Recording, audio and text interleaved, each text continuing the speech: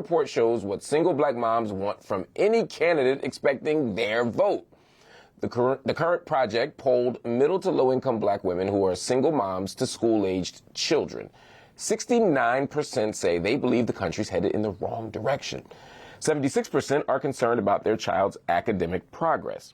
Joining me now is Alisha Gordon. She is the founder and executive director of the Current Project. Alisha, thanks for joining me. Many of the moms you polled cited economic concerns. What are some of the struggles that they're facing? Yeah, thanks for having me, Marc. Listen, I think they are facing a lot of the struggles that everyone is. Increase in rent, cost of living, cost of food, cost of childcare.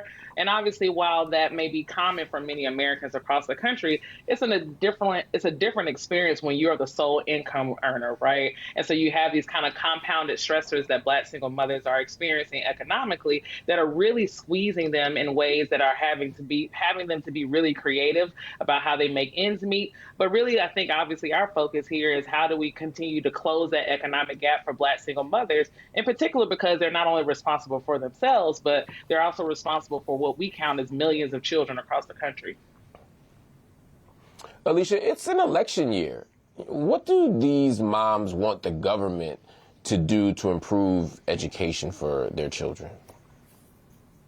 Yeah, the survey that we released last week really focused on public school choice as one option of many.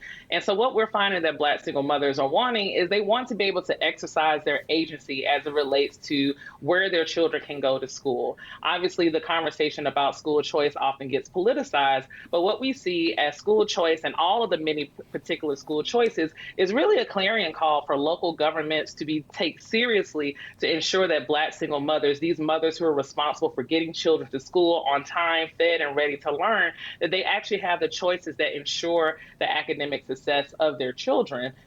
This is really something that is a localized issue, but obviously that trickles from the top down, right? So how do we ensure that school choices ensure that the literacy programs and after-school programs and all of those things that really ensure academic success of children are in place on the state and local level? That's so important. Alisha Gordon, I want to thank you for joining us again. She's the founder and executive director of the Current Project. We look forward to having you back again because this is an important issue. You can find out more about their work at thecurrentproject.org.